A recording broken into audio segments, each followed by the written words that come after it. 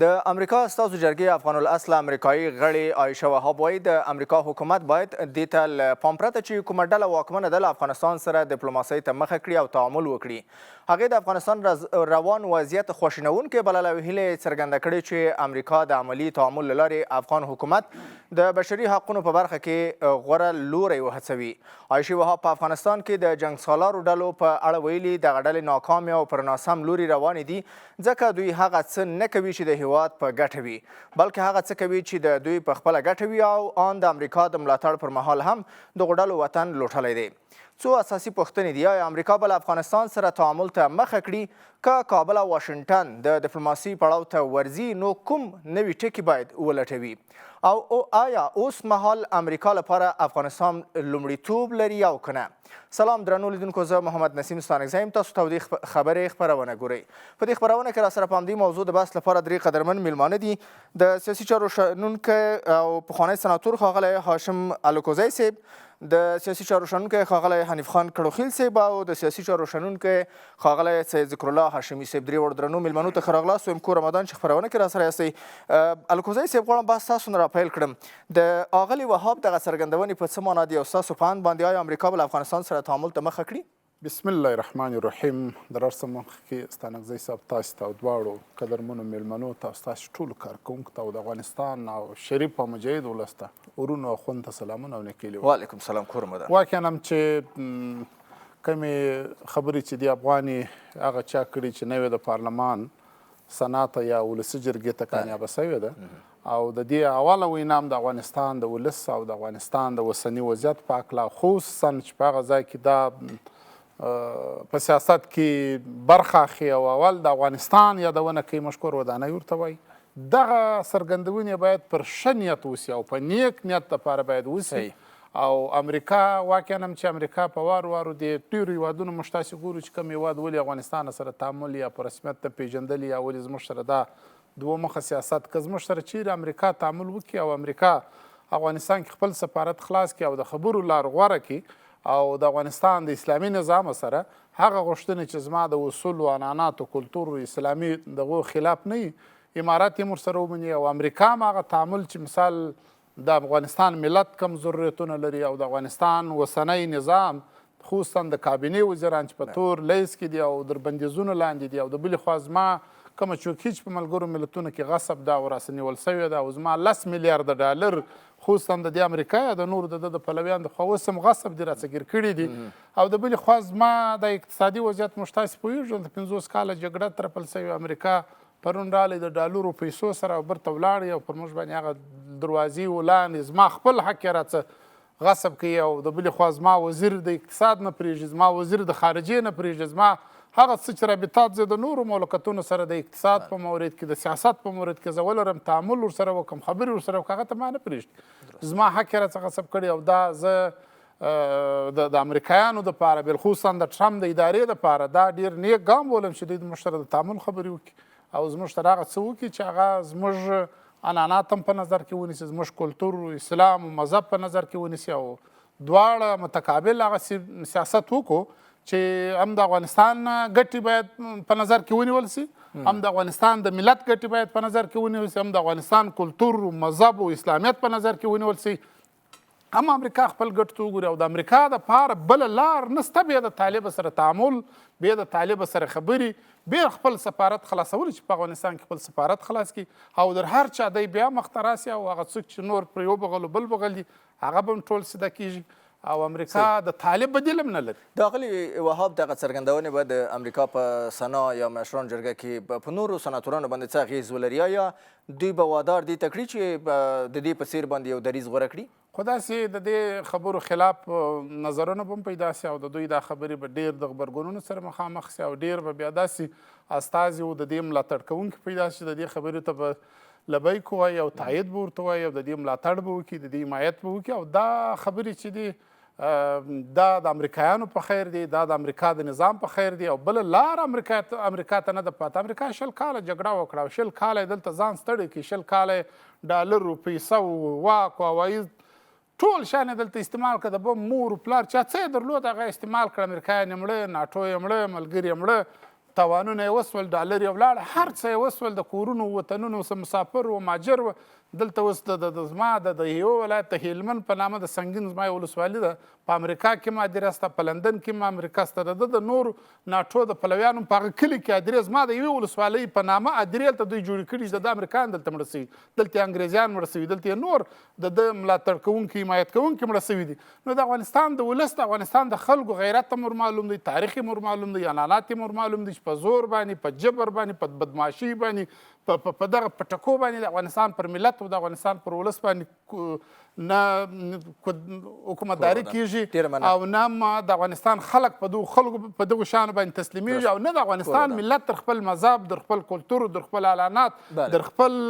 هغه پخواني تاریخونه هېڅ کله نه تېرېدونکي دي، نه هغه ارزښتونه چې اسلامي امارت هم پرې ټینګار لري. دروست بېرته راګرځم. ښاغلی کړوخېل صاحب، ستاسو باور څه دی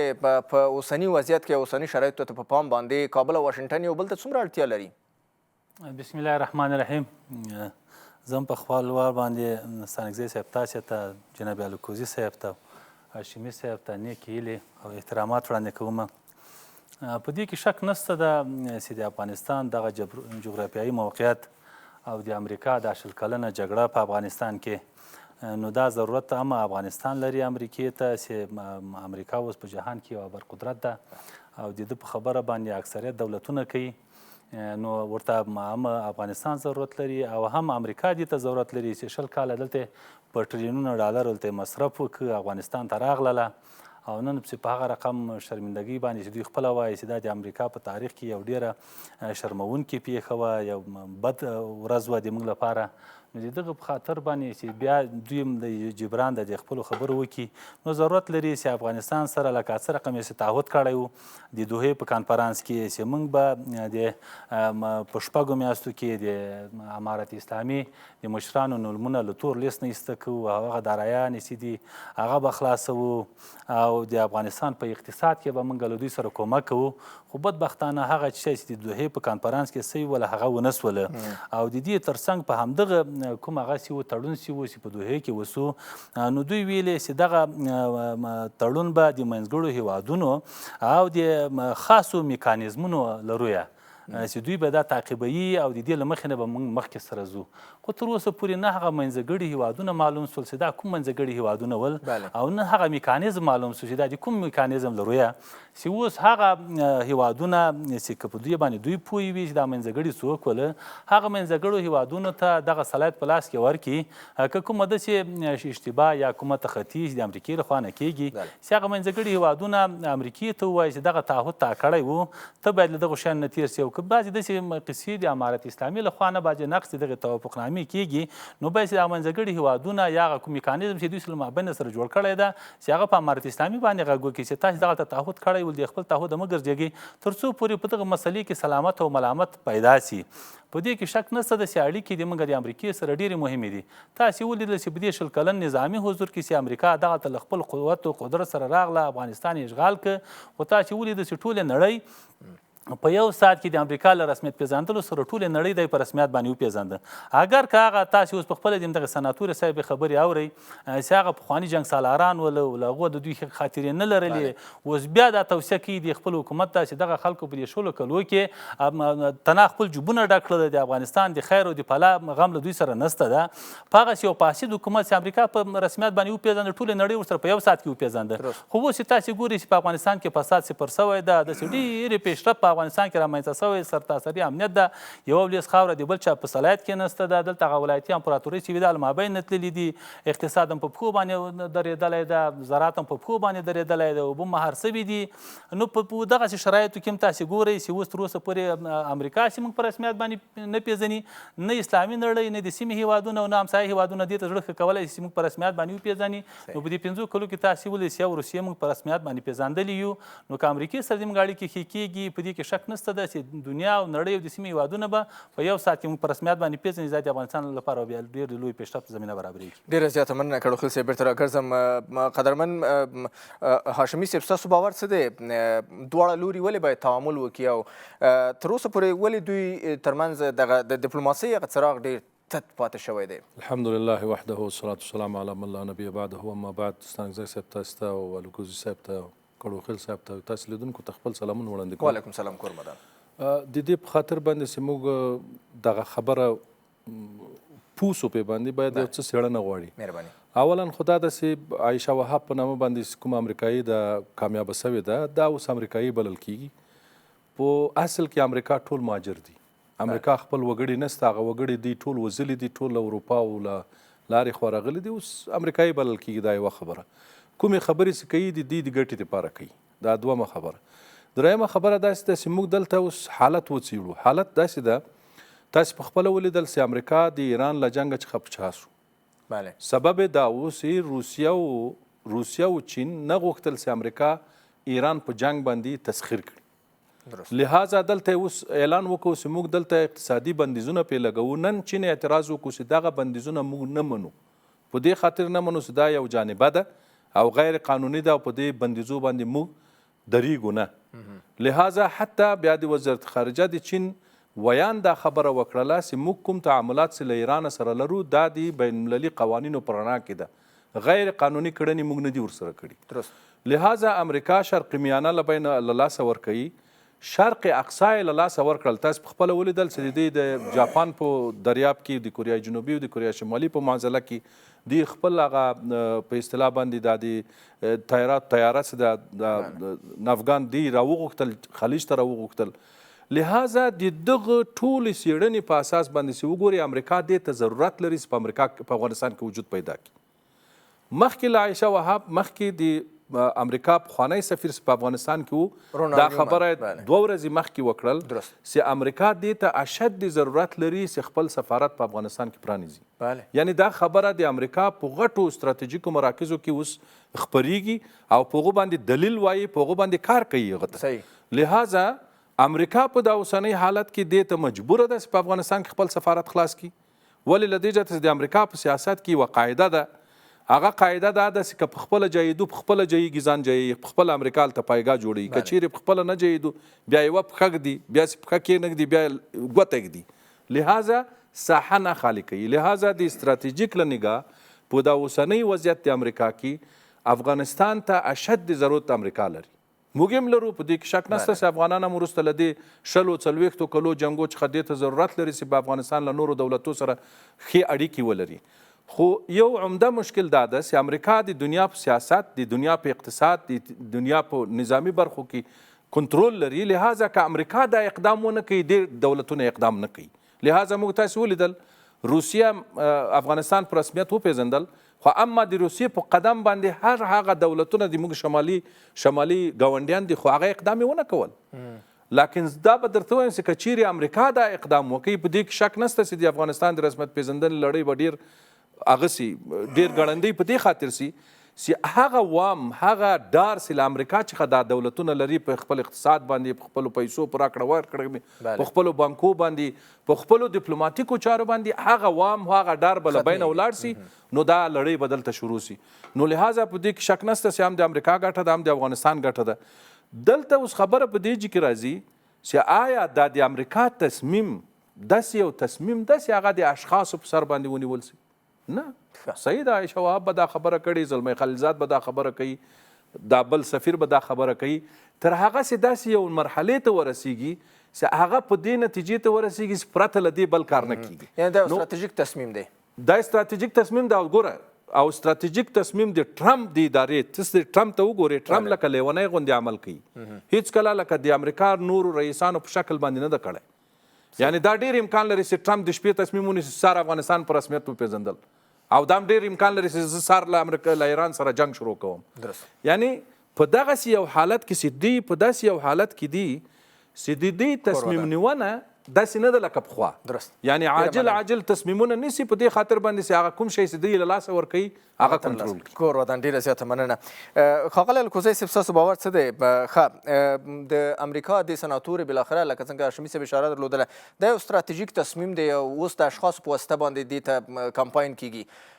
په کور دننه تقریبا چې ګورې هغه افغانان چې له افغانستانه بهر دي یا هم په کور دننه دي دې ته منفي غبرګونونه هم راغلي دي. ولې دغه افغانان نه غواړي نړۍ سره د افغانستان مثبتې اړیکې او ښه تعامل؟ خبره خو دا د جناب ستانکزي صاحب دا چې عایشه وهاب کومې څرګندونې کړي دي او دا خو د روز پرې له هاشمي صاحب چې معلومه نه ده چې دې په کوم نیت کړي دي خو موږ وایو خدای دې وکړي چې د دې نیت د افغانستان هم مني د افغانستان د خلکو دغه اوس چې بیکاري ده او د اقتصادي مشکلاتو کې افغانان په بیکارۍ کې راګرځي او د بلې خوا زموږ بندیزونه دي په کابینې پر وزیرانو او پیسې مې غصب دي چوکۍ مې غصب ده حق مې راسه نیول سوی دي که د دې په هکله دي خو موږ لبیک ورته وایو او هغو افغانانو باندې هم دا غږ کوو چې نور د افغانستان ملت د افغانستان ولس ته جګړې راوتلی دي افغانان نور جنګ نه غواړي او افغانان نور بیخي دا جنګ در بدره کړه هېڅوک هم جګړه او جنګ نه غواړي تاسې که په بهر کې یاست خپل کورنۍ او هغه نږدې قریبان د ځانه سره بیولي دي د جنګ لرې یاست نور زما ورېندارې ته زما سیاسرې ته زما یو خور و مور ته چې هغه ستا پرون په اردو کې کونډه پاته ده ستا د یو عسکر یا د امنیتي ملي یا د یو سرباز کونډه نن دلته پاته ده یتیم یې پاته دی هغه هم نه دي بیولي هغه ټول دلې ته دي زه وایم چې د دغو په خاطر د افغانستان د 50 میلیونه انسانانو په خاطر باندې چې نوره جګړه او جنګ نه غواړي نور جنګ مه راته راوړئ که سپین ږیری یې که ځوان یې د جنګ دپاره نور کوشش و تلاش مه کوه نورې پروژې مه اخه د کفارو څخه مې د همسایګانو څخه چې بیا د افغانستان په ملت کې اور بل کې بیا د افغانستان ولس زموږ همسایه وادونو ته پر سرحدونو باندې ودرئ او غوټم په شای بس دغه راڅخې بیک راڅخې ویزې ته انتظار چې کله واړم زما په کلي کې جنګ دی زما په وطن کې جنګ دی دا د الله په خاطر مه کوئ که د نوي کال سپین ږیري یاست پر تام غږ کوه استاد صاحب د افغانستان په دې جهاد کې د برخه اخیستې ده د افغانستان ډېر ملت ستا د جهاد ستا دغه کارنامو سره مینه او محبت درلودی کومې خبرې چې ته وس کوې او هغه د جنګ او د جګړې او هغه چاته پیغور او تانه ورکول چې هغه تیم پیژني د افغانستان ټول ملت تیم پیژني چې هغه په جنګ کې دکترا لري هغه په جنګ کې امریکا ته ناټو ته کفر شوروي ته یې ماته ورکړې ده هغه ته نن د جنګ تانه ورکوي او ته پښې دې کوم خوا ته ځي داسې نه دی لکه ته چې دا ملت ستا خبرې ویني دا مې نه ده در باندې پیرزو چې دا ملت تا ته منفي شان لیکي چې وروره استاد صاحب دا 2-3 ورځې مخکې د دغه استاد صاحب در دغه مرکې مخکې ما د کابینې د وزیرانو سره د ده په هکله خبرې کړي او دویم دا راته ویلي چې الکوزی صاحب د په هر رقم کېږي استاد صاحب او استاد عطا او اسماعیل خان نور سپین ږیري مجاهدین چې دي باید راسي افغانستان ته هپه سوې ده دا په امیرالمؤمنین کړې ده دا اشرف غني ولسمشر ته هم سوې ده هر څوک چې دی ټولو ته په سوې راسي خپل کور ته د دې استاد صاحب دپاره دا پغمان حرق دی دا باچیي ده چې خپل په کور کې اوسې استاد صاحب خو علیم نوم د مجاهد نوم در باندې یاد دی ته څنګه د جنګ او د جګړې خبرې بیا کوې هغه نور خلک یې کوي که هغه ځوانان دي که دا نور دي هغو ته خو د امریکایانو ناټو هغه پرېږدي نه ځوانان دي هغو ته خو یې ورسه افغانستان خراب کړه ته خو پوهېږې دا د جنګ تجربې هم در معلومې دي ولې نه مې در باندې پیرزو چې مثال د افغانستان ملت د افغانستان ولس هغه ټاپه بیا پر تا ووي په دغه نوي کلن عمر کې د عمر د ژوند د معلومه ولا کوي چې زه به در مخ مړ کېږم که به ته دغه خبرې چې دي دا ستا په زیان او ضرر او تاوان خپله دا خبرو ته ماښام ویې ګوره بیا خپله قضاوت استاذه ته وکړي دا خبرې تا کړي دا ښه دي یو مشاور خو په تم لري هغه ما یې درته ویلي دا مه کوه دا خبرې خو بیا هم جناب ستانکزی صاحب موږ د افغانستان ټول ملت د افغانستان ټول ولس خپل نظام ته په وارو وارو دا ویلي په وارو وارو هم دا ویلي دي چې د ملت پر مخ نور هم دروازې د کابینه وزیرانو صاحبانو خلاصې کړي د ملت غوښتنې ومنئ د ملت حق او حقوق ورکړئ د ملت هغه د بیکار ځوانانو ته د کار زمینه برابره کړي هغه ځوانانو ته چې ډاکټرا او ماسټري لري علم یې کړی تعلیم یې کړی د بیت المال روپۍ پر مصرف شوي دي په دغه نظام کې ځای ورکړه په دې نظام کې د خپل وطن د جوړېدلو د کور د جوړېدلو د پرمختګ دپاره د نظام مسؤلینو کار دی واخله ډېره زیاته مننه الکوزی صاحب بیرته راګرځم ښاغلی کړوخېل صاحب که دواړه لوري بیرته د اړیکو پراختیا ته راګرځي ستاسو په اند باندې کوم ټکي شته چې هغې ته باید ډېر پام وشي یا په نظر کې ونیول شي دغه د وهاب خبرې له اول نه چې وټاکل سوله دا ښځو د خپل ځان لپاره یو دستاورد ګاڼه چې دا په خپله باندې ښځه ده دا به د حقونو دفاع کوي درست دغه نورې ډلې ټپلې چې ولې دوی هم په ښه پال هغه کړې وه چې دا طالب سره خو د ښځو دښمني ده او دا کیدای شي د موږ په طرف باندې کوم هغه وکړي نو د تعصب لرو یې چا ویل دا د بدخشان ده او چا ویل دا د مېلمن ده او چا ویل د کوم ځای ده په خپل هر سړي کوشش کوي چې ځان ته نږدې کړي تر حالې کې چې دا وهاب په د جمهوري هغه د شوروي په وخت کې مهاجره سوې بیا هملته مور او پلار دواړه مړه سوي دي دا بیا یو امریکایي کورنۍ دوی دواړه خویندې رالویې کړي دي نو اوس یې دا خبرې کړي دي تاسې وینئ چې د خبرو له څنګه یو وایي چې دا د تعصب لرو یې کړي دي دا اوس هغه د خلیلزاد او دا د یو قوم دی یوه خبره کوي اوس یې بېرته هغه بل جته یې راغه نو موږ په دې باندې تر اوسه پورې دا تعصب هم دا رقم ته سترګې ړندې کړي دي چې موږ د چا هغه ته نن چې دا خبرې همدا وهاب کوي دې په خپل سر باندې نه دي کړي د امریکا افغانستان ده چې هر سړی په خپل سر باندې جګېږي ورشی چې په خوله باندې راغله دا وایي دا هر شی دغسې د یو پلان او د یو هغه له روی نه کېږي نو تاسې ولیدل چې اوس همدغه طالب باندې چې اوس دا دوی نیوکې کوي همدغه لیډران یا دا جهادي دي او که غیر جهادي دي دغه طالب چا را پیدا کړ دا طالب خو په افغانستان کې چا پیژانده نه دا خو د تا دغو اعمالو راوسته دغه طالب افغانستان ته خو دغه جهادي لیډران ول چې په دې ملک کې د پنځم منزل نه ښځو کته ځان خطا کاوه په هلکانو باندې نکاحګانې تړل کېدلې پاټکونه ول مغصب د مځکې و کور په کور جګړې ولې که دغه د تا اعمالو دا طالب را پیدا کړ دا اوس چې دا شلو کلو کې چې اوس همدغه وهاب وایي چې دا ټوپک سالاران تعالی خپل جب ته کار کوي خو رښتیا مو نه کوي په دغه جمهوریت کې دغه امریکایان تاسې دغه امریکایانو راوستی او دغه امریکایان تاسې داسې مجبوره کړل تر دغه پورې م راوستل چې بیرته مغو کانګې دي تاسې د دغو بدو اعمالو نه د امریکایي دا وطن پرېښوده دغو سره تاسې هغه وفاداري ونه کړله ښه نن بیا تاسې تللي یاستئ یوالته همدغه داستانونه غږوي دغه نوم چې په تا باندې دا د اوس د وهاب خبرې بدې لګېږي چې موږ ته ولې ټوپک سالار وایي دا ټوپک سالار نوم په تا باندې طالب نه دی ښایي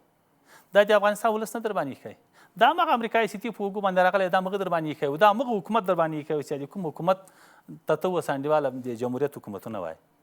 نو موږ ته انډیواله تر څو پورې چې له دغو تعصبونه لاس وانخلو تر څو پورې یو ملي فکر په ځان کې را پیدا نه کړو تر څو پورې که هر څوک دي چې افغان ده افغان خپل ورور او افغانستان خپل کورونه ګڼو د امریکا همدغه امریکا تاسې ولیدل چې په یوه ورځ باندې په یوه ورځ باندې ورغله هلته په قطر کې له امارت اسلامي سره توافقنامه امضا کړله او په همغې ورځ باندې راغله دلته یو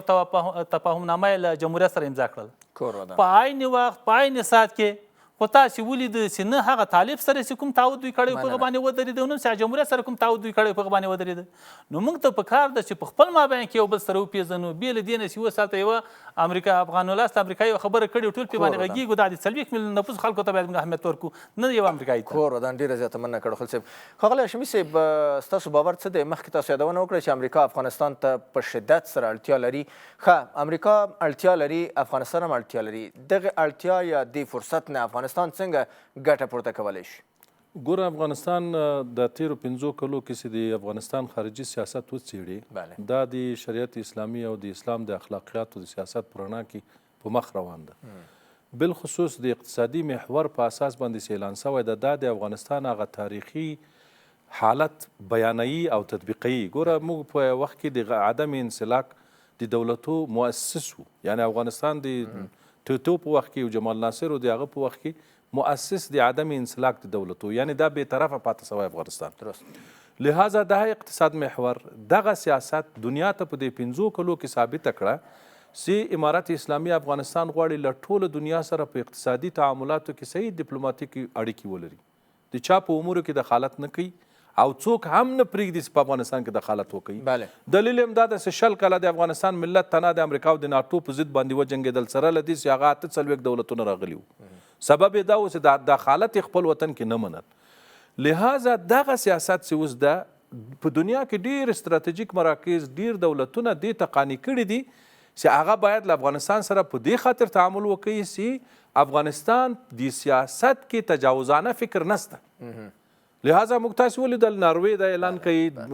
د بلجیک دا خبرې کوي په اروپا کې بعض دولتونه دي دا خبرې کوي مثال د خبرې دا اوس په امریکا کې داسې اشخاص پیدا شوي دي داسې ډیپلوماتان چې دا خبرې کوي نو دغه سیاست چې دا په دې کې شک نشته چې امریکا ته هم اسانتیا برابروي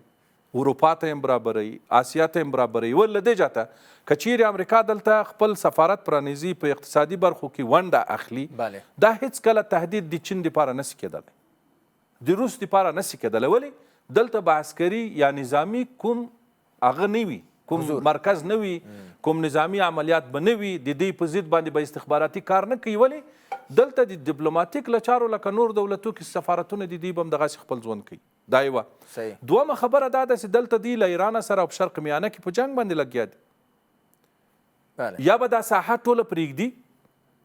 او یا به دا د ساحه کې خپل وجود اعلانوي د امریکا دپاره بیا دا ګټه ده چې دا ساري لکه دا تشویش سره لوېدلی ده چې مه به دا دلته چین عسکري هغه ولري مه به دا روسیه تجاوز وکوي مه به فلانه وکوي کله چې د دې ډیپلوماتیک ساختار د دې ډلې موجود وي سفارت په نامه نو دا شی به هم څاري دا به ورته معلومیږي چې افغانستان رښتیا هم دغسې عمل کوي لہذا دلته دو جانبه ګټې دي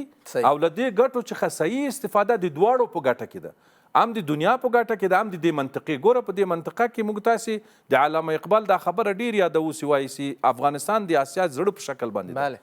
که چیرې دا زړه آرامي دا ټوله منطقه آرامي او که دې زړه مریضي بیا به ټول ورسره مریضي موږ تاسې لیدل دغه تیرو 20 کلو کې په افغانستان کې دا جنگ روانو ګوره په دې منطقه کې هیڅ داسې انکشافي کارونه نه دي سوي چې دا ملتونه سره وتړي یا اقتصاد ته وده ورکړي. کوربه ډېره مننه. درنو لیدونکو لنډه دمه لرو تر دمې وروسته مو بحث دوام لري.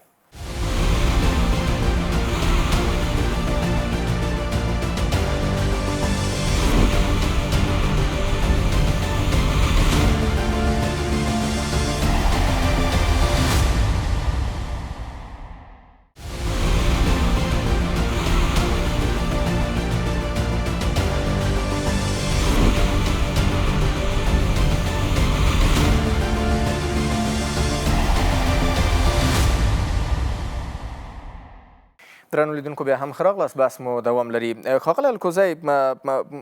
د آغلي وهاب دغه څرګندونې له افغانستان سره د تعامل لپاره د امریکا د پخوانی سفیر څرګندونې د څه څرګندونې کې او په ضمن کې په سیمه او نړۍ کې د روان وضعیت ته په کتو باندې فکر کوئ دواړه لوري به خپل بهرني سیاست کې کوم بدلون راولي؟ جناب ستانکزي صاحب د افغانستان نظام د خارجي سیاست لپاره بهرنی سیاست خو ټول همسایګان هم پوهېږي شرق و غرب ټول پوهېږي ټول موږ یعنې دا نه څه که امریکا راځي نو روس و چین ته په خطر یا به ایران و پاکستان موږ نه موږ د هر چا سره غواړو چې تعامل وکړو 45 کاله په موږ کې جګړه تېره سوې ده او پر موږ دا جګړه ترپل سوې وه موږ د امریکا ته هم وایي چې د ملکي یعنی دغه نگاه څخه راځه راسه چې مثال سوټک ماتول یعنی د افغانستان پرمختګ د افغانستان جوړېدل د افغانستان د نظام سره کومک کول زما په اقتصاد او سیاست او نظامی قوا کې زما سره کومک همکاري کول راځه راسه زما اسلامي ارزښتونه اول ما ته اولیت لري نور راځه راسه امریکا راځه او وروسته هم دا وایم چې تا نن زه پرون اول په رسمیت پېژندلی وروسته ته هم دا دغه مه کوه چې امریکا راغلی نو زما یا هر څوک چې موږ در باندې خو پېژني هغه موږ په تاریخ کې لیکل کېږي چې موږ سره په بحران حالات کې په مشکلاتو حالات کې هغه موږ سره کومک کړی دی زه وایم چې د عایشه وهاب کومې خبرې چې یو افغانه ده او دا د امریکا سیاست ته راغله او دا اولین هم د افغانستان د خپل ملت غم ورسره خبرې وکړل او د افغانستان اوسنی وضعیت چې بالخصوصا اسلامي نظام راغلی دی او د 50 کاله جګړه ترپل سوې 15 کاله کېږي د جنګ سره وتلي او دغه چې نور خدای مه که جګړه او جنګ رانسي د دې دپاره که د دې نیت دا وي چې د نظام او د امریکا سیاست کې دوی یعنې د رغولو دپاره د دې نیت او اراده یې زه وایم عایشه وهاب بس پروردګار دې نور هم توفیق درکړي او الله پاک دې په زړه کې د رحم اوبه در تېرې کړه چې نور هم د افغانستان داسې نمایندګي وکړم د ملت هم د نظام چې هر بهرنی خصوصا زما هغه مخالف او مدعي همسایه چې زما په وړاندې غلط ګزارش دلته ووایي باید ته ورته ودرې ته خو دوه تابعیته یم د افغانستان هم د امریکا کولی سي چې ورته ووایي چې په افغانستان کې دغه څه چې ته سوایې دا نشته تا ملګرو ملتونو کې یا په هغه سازمانونو کې موږ تاسو ته دې شاهدانو چې دا خصوصا دغه د پنجاب دا تورمخې دغه همسایه زما هغه په ملګرو ملتونو کې په هر ځای کې داسې یو خبره وکړي چې هغه هېڅ حقیقت نه لري او د افغانستان پر نظام او د افغانستان ملت خواته هغه څه راواړي چې هغه په ده کې دي نن که مواد مخدر د ستانکزي صاحب په پاکستان کې دي نن که القاعده او تروریست یا سیمه یا ختیځ یا هره خوا د بیا امنه کېږي هغه ټول په پاکستان کې دي او دی چې ولاړ شي دی د خپل ټول د خپل د کور بار او خپل دا چټلي پټلي غواړي چې خدای مکه زموږ خواته اورور دا یو پاکه خاوره ده دلته یې مه راړه دلته دا زموږ ته هلته یې له هغې خواته چاره بلا پکه هلته یې کوه دا مه کوئ د افغانستان ملت د افغانستان ولس او د افغانستان خلک نور پوه سوي دي ستانکزی صاحب نه مې بزګر جګړه غواړي نه مې سیاستمدار جګړه غواړي نه مې کلیوال نه مې دا ټکسیوال نه مې دوکاندار هېڅوک نور جګړه او جنګ نه غواړي د جنګ تاوانونه مې ولیدل د جنګ خرابۍ و دربدرۍ مې ولیدلې د جنګ هغه څه مې ولیدل چې والله که مې د افغانستان د ملت او د افغانستان د ولس دغه په اصطلاح چې دغه نورې تایرې تېرېږي زموږ ملت او علاقه خوا نور کوي زه وایم نور خو جنګ و جګړه عایشه وهاب چې کومې خبرې کړي دا د امریکا د سیاست بالخصوصا د ټرمپ خیر هم دا خبره ده باید دا ورسره بدرګه کړي دا یو یادونه د عایشه وهاب په خوله وسول نور زه دا فکر کوم چې په دې کې به د امریکا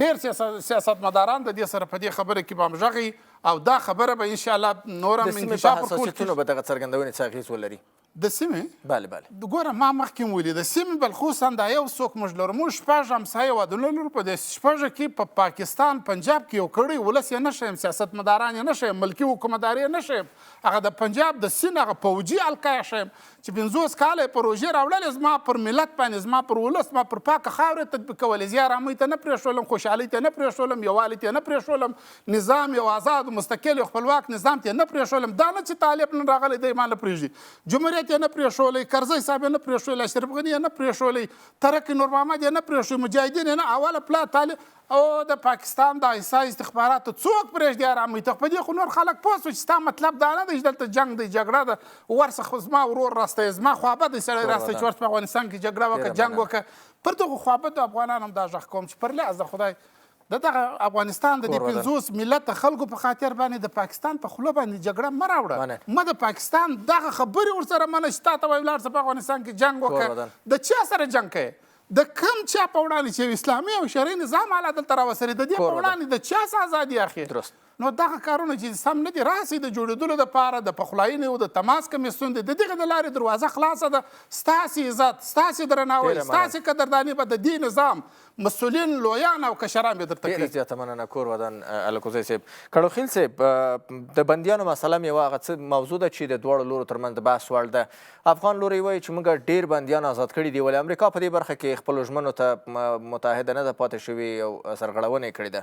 ښه دا مسله ستاسو په اند باندې څومره مهمه ده وایي واشنګټن چمتو دی چې افغان بندیان آزاد کړي دغه د عایشه وهاب په خبرو کې له ورانه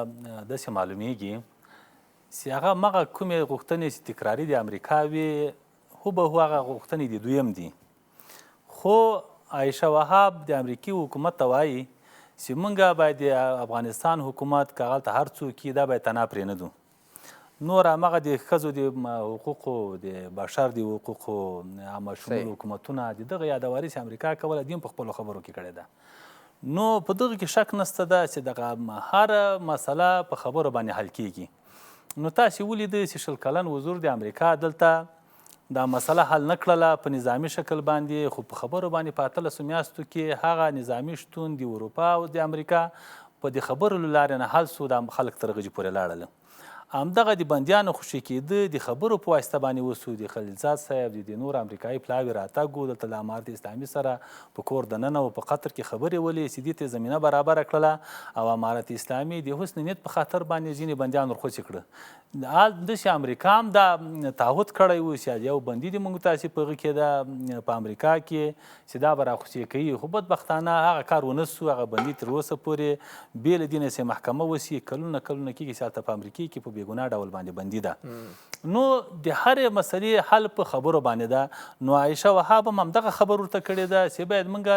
دغلته له ډیپلوماټیکو هغو نه کار واخلو خبرو ته کینو په خبرو باندې دا مسله حل کړو تر څو پورې افغانستان ګټې موږ سره دي او د موږ ګټې په افغانستان کې همدلته د امریکا په نیت باندې یو بحث کیدی شي د دوحې تړون اسلامي امارت وایي چې موږ په بشپړه معنا باندې تطبیق کړی دی امریکا د چې هغې نه سرغړونه کوي دغه راز د بندیانو مسله کې هم امریکا ژمنه نه ده پاتې شوې ښه که تعامل ته رامخته کیږي په امریکا بیا څومره باور کیدی شي چې دا په رښتینې توګه باندې افغانستان ته ګام راواخلي خو تاسې یې چې اوس په دنیا کې د یو ځنګله قانون ده هر څوک چې قوي دي د هغوی خبره ښه چلیږي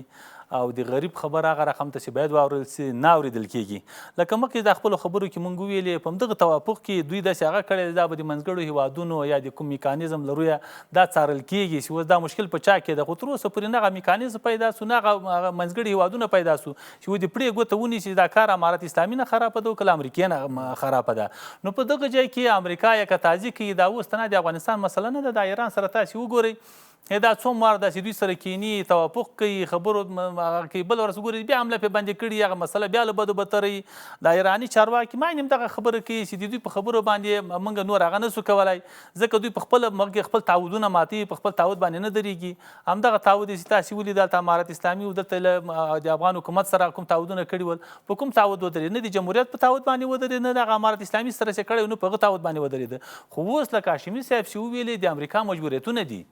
اوس به د مجبوریت له وجې نه افغانستان سره دغه تعامل کوي تاسې ولیدل چې په سیمه کې اوس د ډېر کوشش وکړ چې د چین او د روس له مابینه دلته ډېر پیشنهادونه ورته وکړله د چین ته د تایوان د هغه تعهد ورکړی و روس ته د اوکراین د خاورې تعهد ورکړی و همداسې د ایران سره نورې توافقنامې کړې وې تر څو پورې د دوی له مابینه اختلاف را پیدا کړي و دغه خلک سره خو چې څومره کوشش یې وکړ دی په دې باندې ونه توانېده چې د روس د چین او یا د ایران د چین یا د ایران او د روس له مابینه دغه شیطانت او د دوی دوګانګي رامنځته کړي نو اوس په دغه حالاتو کې دی مجبوره ده په منځني ختیځ کې په جنجال باندې ککړه ده له ایران سره په مستقیما جنګ ته داخل شوی ده بیا داسې جنګ ته ور داخل سو چې تاسې ګورئ چې دی په اروپایي هېوادونو هغه ملاتړي هېوادو باندې وګرځېده او هېڅ هم دا تعهد درته ورنه کړي چې په دغه جنګ کې له ده سره برخه اخلي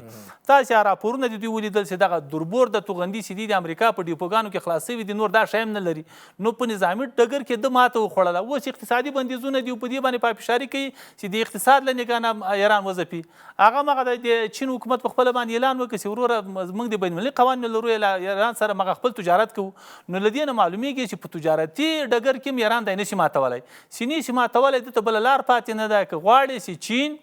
او روس او هغه ایران د فشار لاندې ونیسي نو یوازینۍ لار افغانستان سره د تعامل ده چې دا خلک له موږ سره همسرحده دي او له دغې لارې نه په هغو باندې دوی په اسانۍ باندې فشار راوړي کړوخېل صاحب هاشمي صاحب د اغلې عایشې وهاب څرګندونې تر ډېرې پورې په جنګ سالارانو ورټولوي یوه برخه یې البته یادونه یې وکړله چې دغه ډلې ناکامې دي او د دوی په کومه لاره چې روان دي دا لاره هم ناسمه ده فکر کوئ اوس وخت کې افغانستان کې څوک جګړه غواړي او څوک یې ملاتړ کوي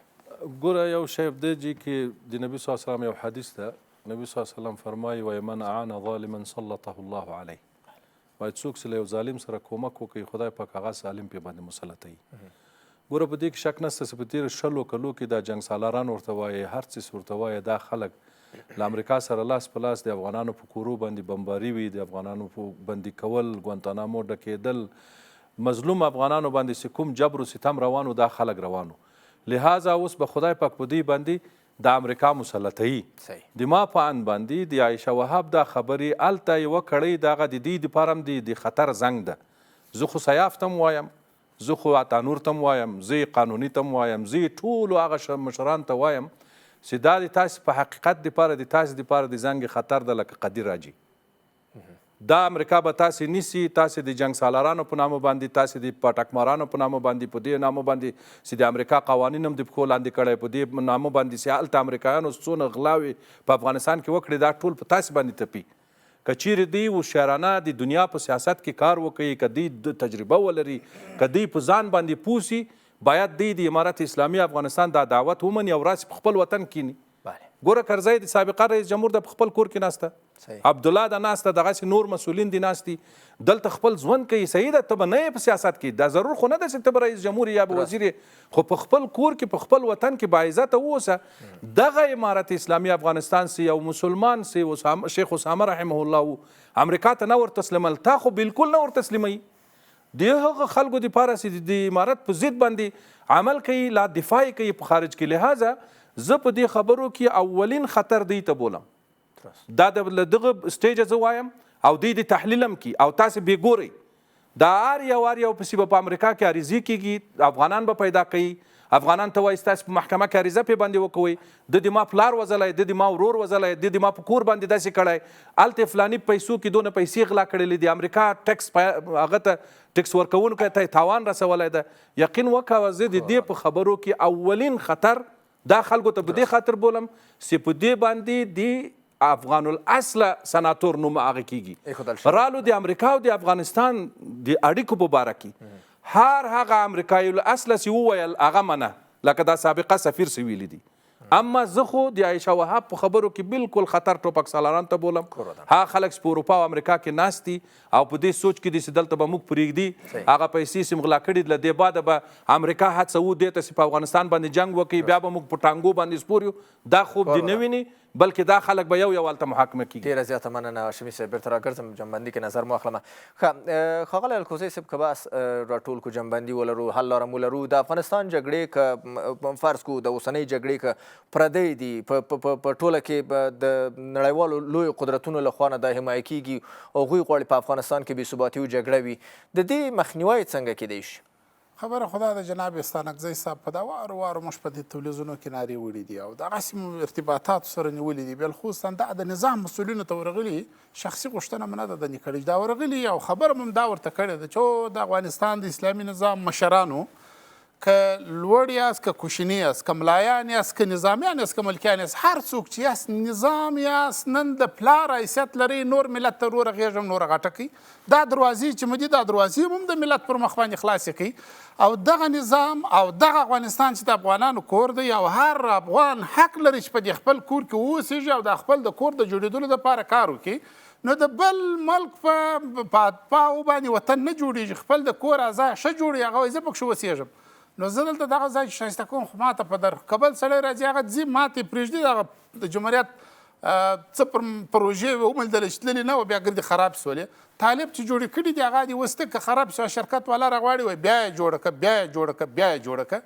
زه وایم چې دغه ملت او دا نظام باید نور ستانکزی صاحب دغسې چې هېڅوک موږ زله بیل نه کړي ملا و عامي و سیاستمدار و خلقي و مجاهد و حزب اسلامي و حرکت مو دا ټول باید موږ دغسې زله سو چې نور د چا وست نه راورسېږي چې وایي دا زله بیل کا خیر و ګټه و کامیابي مو په دې کې ده هم د نظام خیر پکښې دی هم د ملت خیر پکښې کې دی هم د پرون د جمهوریت د مسؤلینو عزت و خیر هم په دې کې دی چې د نظام ته راسي د دغه فرصته څخه د دغه موقع څخه چې شیخ صاحب امیرالمؤمنین عفه کړې ده فرمان یې صادر کړی دی چې راسي وروره په افغانستان کې واوسېږي که وزیر یې که والي یې که جنرال یې که هر څوک یې راسه ستا امن به خوندي ما مخکې خبره وکړه ما ویل زه د دغو مشرانو په هکله چې دغه استاد سیاب دغه استاد عطا دغه تورن اسماعیل خان دغه یونس قانوني دغه نور مشران چې دا اوس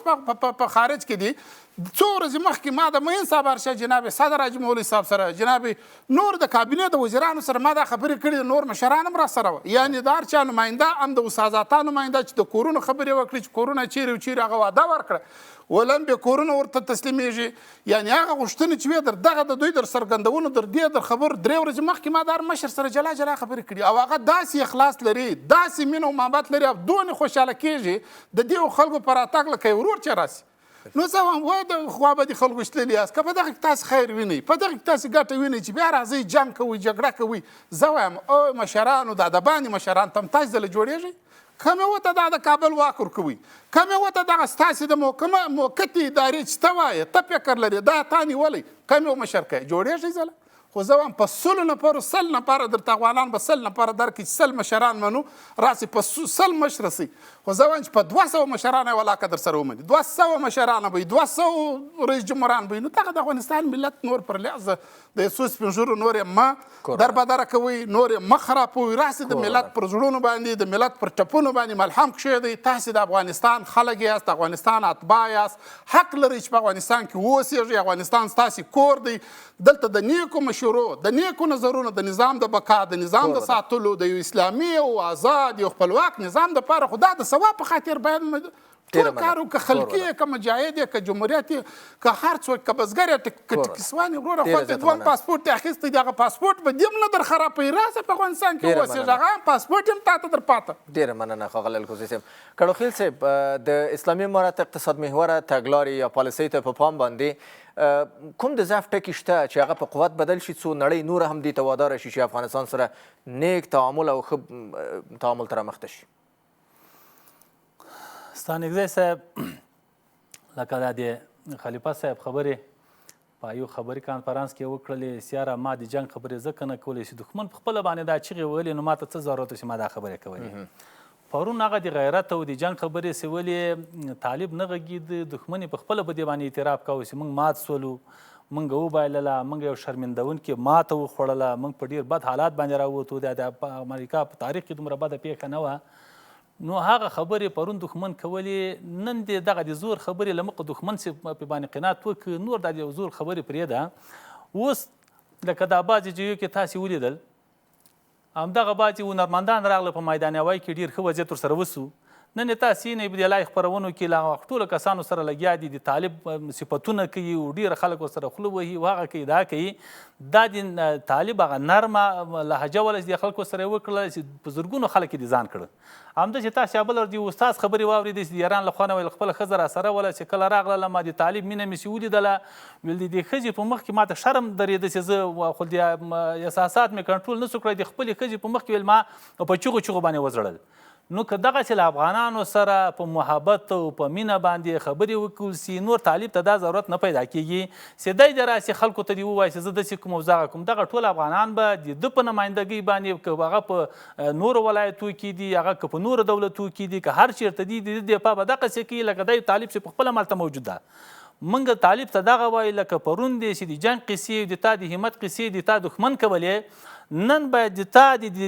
هغه محمدي اخلاقو خبرې هر افغان که هغه په خارج کې ده که په داخل کې ده، هغه نرمه ژبه باید تل افغانانو سره وکاروي، یا د زور خبرې ایسته کړي. د دې له څنګ په دې اداراتو کې ډېر مشکلاتونه اوس پیښ شوي دي، په دې کې هېڅ شک نشته ده. نو اوس دغه د شیخ صاحب لیدل، شیخ صاحب په هره وارې به چې د اختر ورځې هغه یې پیغامونه راځي، ډېرې ښې خبرې، ډېرې ښې توصیې، خو بیرته د ولس نه دغه شیخ صاحب پوښتنه نه کوي چې دغه کومې توصیې چې زه دې خلکو ته کومه دا عملي کېږي که نه کېږي. دغه شیخ صاحب خو امیر الحاکمین نه ده، امیر المؤمنین ده. که امیر المؤمنین موږ هم دغه حق لرو چې یو ورځ دغه امیر صاحب سره کینو، دغه خپل مشکلاتونه یې په مخ کې ورته کېږدو.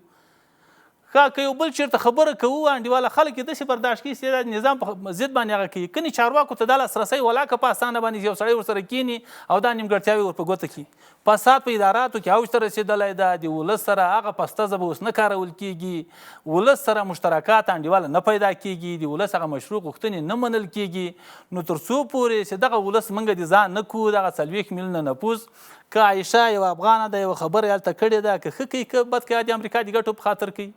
د دغه حکومت خیر او شر اولینی تاثیر په دغه مونږ تاسې باندې د عایشه څه کوي، هغه په پردي ملک رالویه سوې ده، هغه د ماوې تا له پیشرفت ول ازادۍ ول ابادي سره څه کار لري؟ خو هغه د امریکا هغه څه شی چې پالیسي ده هغه کوي. نو موږ ته پکار ده چې دغه امیر صاحب د دغسې لکه قندهار کې چې ناست ده، یو کال د دې کابل ته راسي، دغه ولسونه دې راوغواړي، د ولسونو سره دې کیني،